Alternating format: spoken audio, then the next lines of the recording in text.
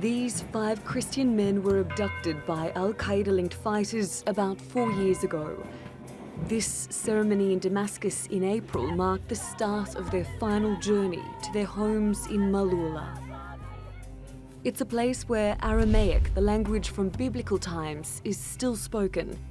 And it's also a community which was targeted for its faith, changing hands many times during the war. Syrian regime forces recaptured it from what was then the Nusra Front in 2014. And while many of its churches and sacred sites were reduced to rubble, it proved an important political victory for Bashar al Assad, in which he could be viewed as a protector of the Christian minority. And some locals praised him for it. But regime forces have been responsible for shelling at least 40 churches since 2011, proof that Christian places of worship are not free from the regime's military might.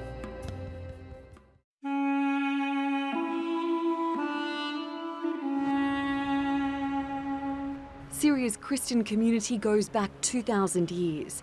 When the revolution began, they made up about 10% of the population. And, like their Muslim neighbours, they have been the target of sectarian violence as well as victims of the regime. We always pray on this occasion for peace and security, to return to our country and for the old days, when we used to all live together as one. During the conflict, Assad has been keen to show he's a supporter. Christians have been offered a degree of protection in regime-held areas where they can openly worship. But Christian activists were targets of Assad's forces before the war, and that's placed the minority in a precarious position in which the regime, which did use sectarian divisions in the past, is now seen by some as a preserver of the faith. Daesh and groups aligned with Al-Qaeda have deliberately targeted Christians and other religious minorities, in some cases forcing people to convert or face the threat of execution. And while Muslims make up the majority of victims in the Syrian war, the fate of Christian minorities has gained global prominence.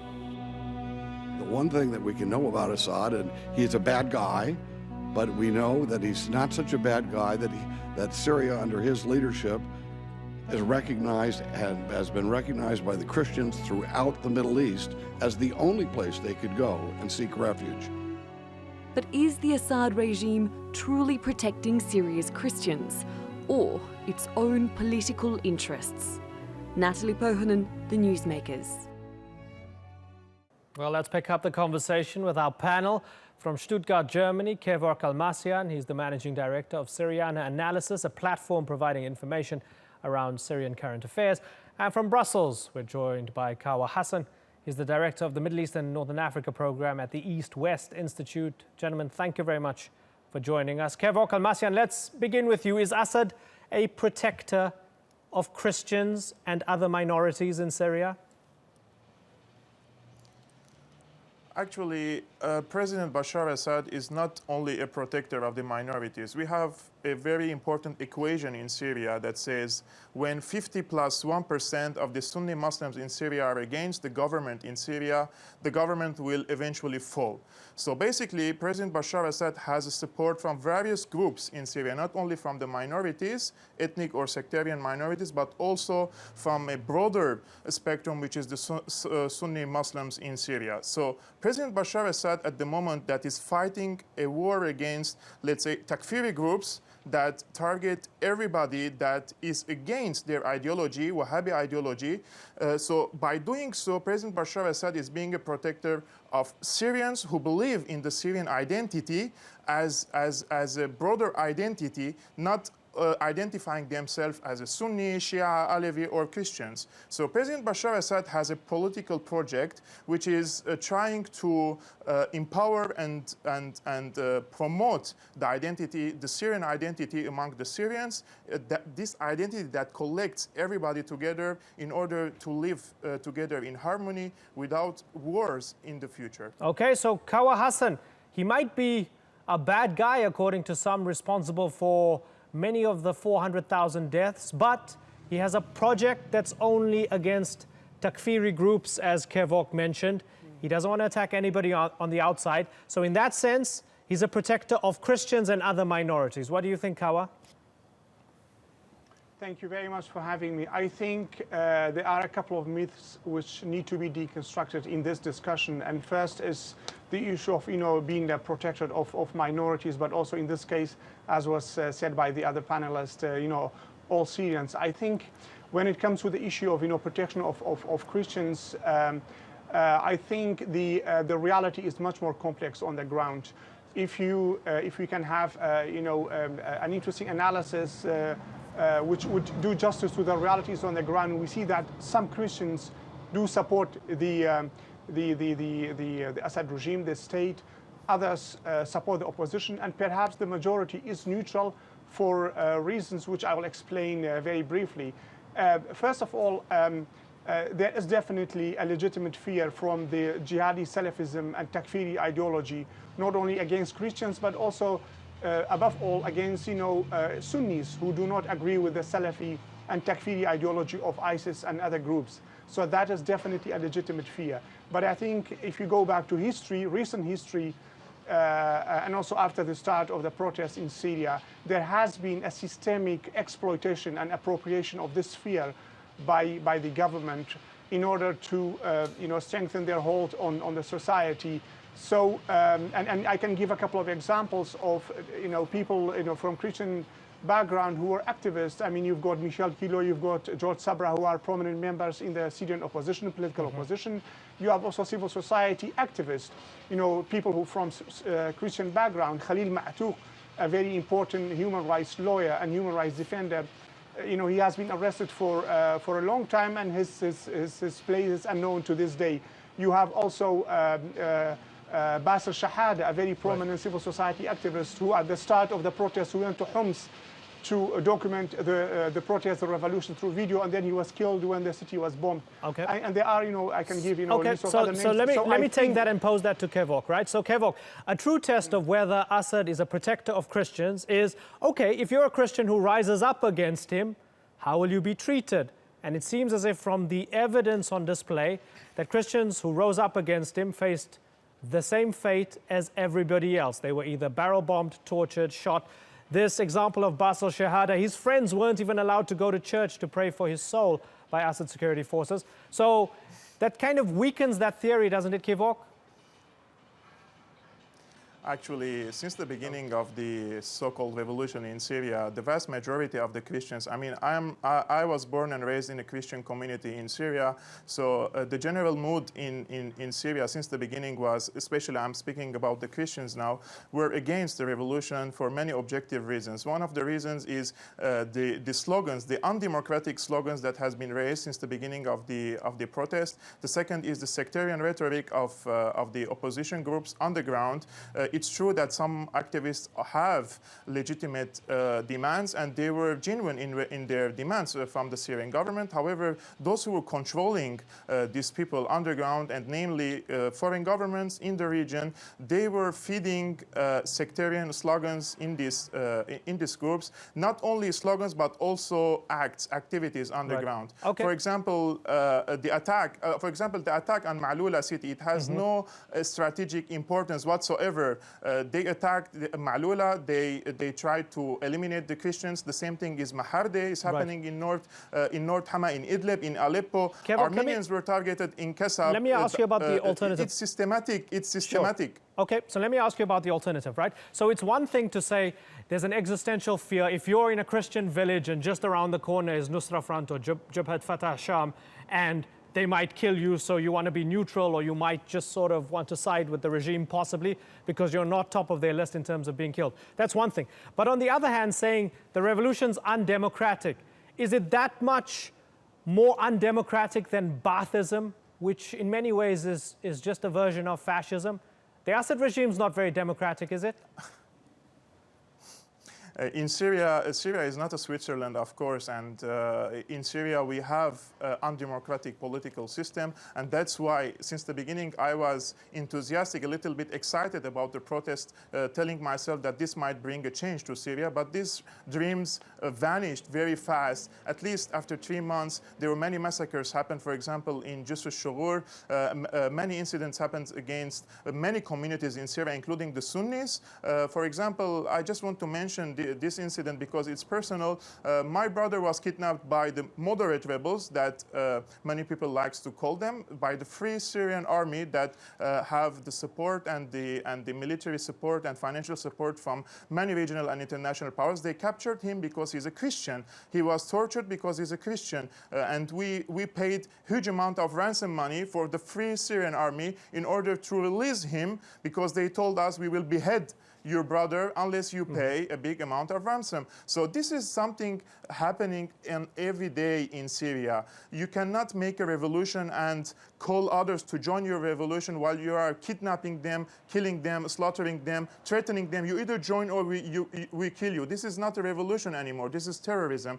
If we check all the previous historical revolutions, there is something called a Jacobean force that the revolutionaries should force the people to join, but not through terrorism, okay, so not let's through take, car bombs, not let's through take what you said. kidnappings. Sure. Okay, and you made some good points. Let's take what you said and pose it to Kawa. Kawa, you heard about Kevok's brother. Terrible situation with his brother. They tortured him and they had to pay ransom, right?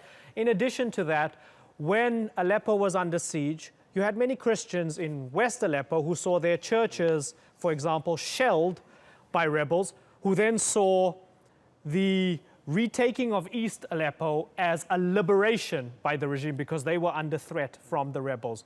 Do you sympathize in any way with that perspective, Kawa?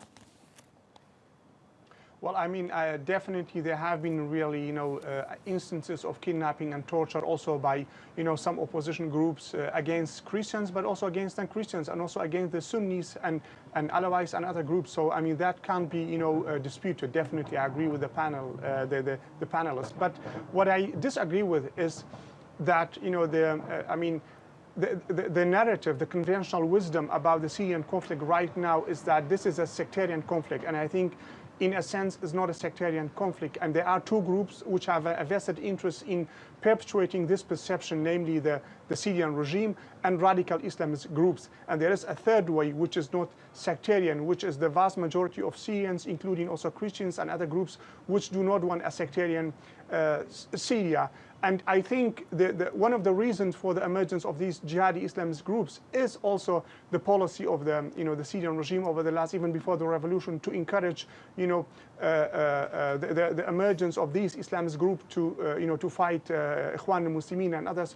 Definitely also, some regional states also played a role in, the empowerment of these apocalyptic, sectarian, Sunni groups like Jabhat Fath al-Sham, like ISIS. But the root cause of the conflict, I think we have to go back to history, and that is lack of rule of law, democracy, and freedom of expression. And when legitimate fears are exploited and manipulated by a regime in place, an authoritarian, rather than being addressed in a democratic way, then what we get is this current catastrophe in Syria. Right. So, Kevok, root causes: lack of democracy, lack of freedom of expression. You got to toe the line. There's no freedom in the society. You agreed with that a bit earlier on. You said it's not Switzerland. You have that. And then, of course, empirically, if you just do the numbers, the vast majority of the 400,000 or so people who have been killed by Assad forces, by barrel bombs and so on. When you put those two together, can you... No, I mean, I'm not making up these figures, right? So the vast majority have been killed by Assad forces through barrel bombs, through airstrikes, through mortar rounds and so on. With that in mind, is there any point it would reach where you go, okay, hold on, maybe I shouldn't be supporting this guy anymore? Actually, I agree with your guest that the Syrian government, since at least 40 years, there was a lack of political participation, freedom of expression. We are all struggling to get these freedoms in Syria.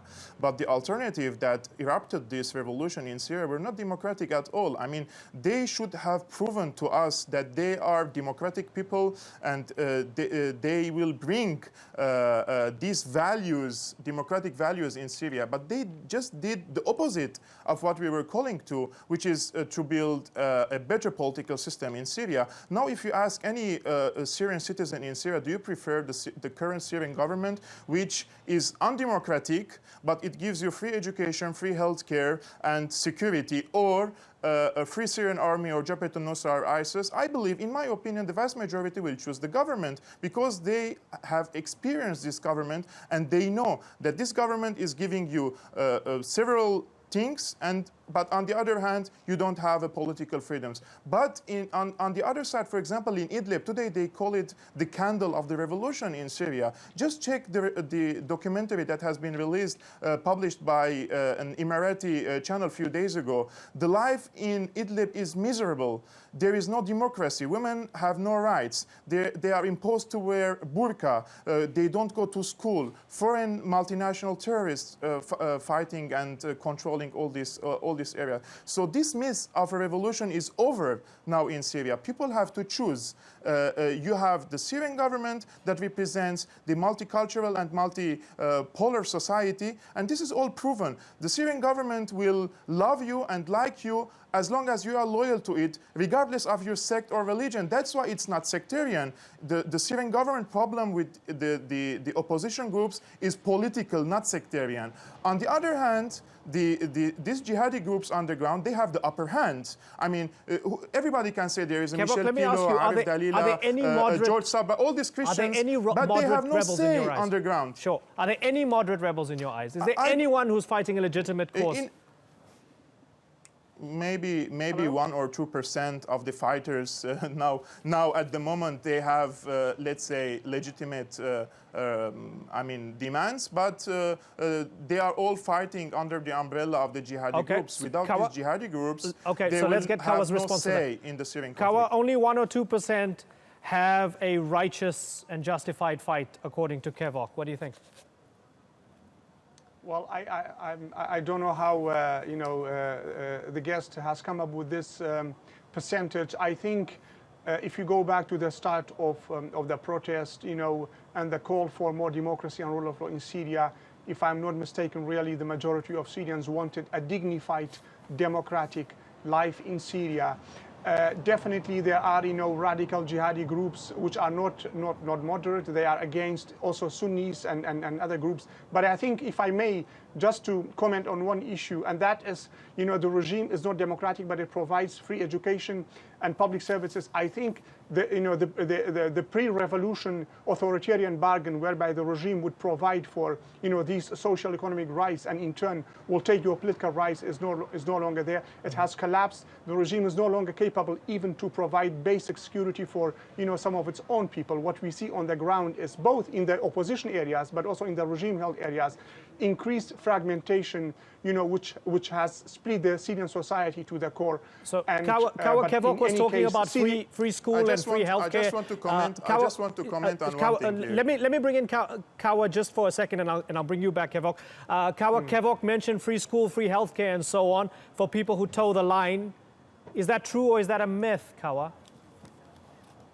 No, I mean, in the past it was true. Definitely there was, I just spoke about the authoritarian bargain, which was there in the 70s and 80s up until 90s, where, the state, the so-called developmental state, would provide for certain socio-economic rights, and in turn, you would have to concede all your political rights. But we should not forget that also, that was, that authoritarian bargain after, it's no longer there. It doesn't work anymore. And that's why people in Syria, in Tunisia, in other countries, they rose up against the regime, because at some point, and we should not forget also the issue of corruption in Syria, but also in other countries, which has led also one of the, root causes for the popular protests in Syria. So I think, to say that, yes, the regime is not democratic, but it can provide public services, it's not accurate. So let's ask Kevork. And even that assumption is no longer, there. Okay, so Kevork, that assumption's no longer there. This idea that you can keep people's stomachs full in order to be semi-slaves, it doesn't work anymore. You're talking about an old Syria. No. This is not about the slavery. I mean, the socialist system, socialist economy will provide, up till this moment, the Syrian government provides healthcare and education for all Syrians, even the opposition. Among them are my friends who are against the government, and they go to public universities and public hospitals, and the government take care of them. But when you have half the international community is fighting against you, there are international intelligence agencies, the CIA in Britain, in France, in Germany, they are all fighting against one Syrian government, and you have over 80 nationalities fighting against you. It's very normal to have insecurity in Syria. And, why do you think they're fighting against you, Kevork? I mean, how do you expect one person in Manchester caused all this panic, and how do you think but let me ask the Syrian government will why survive against tens of thousands of fighters? Why do you think all these countries are undermining the Syrian government? Might it be that they see a situation where there's a leader who's barrel bombing his people into non-existence? Might that be one reason? No. It is all about geopolitical. It's a geopolitical conflict. One, in order to isolate Iran from Lebanon, in order to cut the road between Tehran and Damascus, to cut the excess of resistance in the region, but also in order to isolate Russia from the Mediterranean Sea. This is all about a geopolitical conflict, but also about the gas pipeline war in Syria happening. Qatar and Saudi Arabia want to extend their pipelines through Syria to Turkey and then to Europe in order to target the Russian pipelines supplying the gas to Europe. This is not about human rights and democracy. They toppled Muammar Gaddafi in Libya. Is there a democracy there? In Yemen, is there a democracy? Or in Iraq, is there a democracy? The Western governments have no interest to build a real democratic systems in the Middle East. Their interest is to build a puppet governments to dictate on them what they do. Look what happened in Saudi Arabia. Is there more shameful thing to do, to pay hundreds of billions of dollars to the United States, and for what? In order to fight an illusionist and a fake enemy, which is Iran and Syria. All these weapons will fight very soon against the Syrian government, against Hezbollah, and against Iran. I have one final question for Kawa Hassan. Broadly speaking, is the Middle East becoming an ever-shrinking geography for Christians? Is it a place where Christians can still exist and thrive, or is that going away? Unfortunately, if the current situation in the Middle East is really very, very dangerous and frightening for Christians, for minorities, but also for majorities. We should not forget also the majorities, who are also victims of authoritarian regimes and apocalyptic jihadi groups like ISIS. I think all groups are, under threat from both these two, authoritarian trends in the region. Okay, Kevork Almasian and Kawa Hassan, it's an important conversation to have. Thank you both for joining us.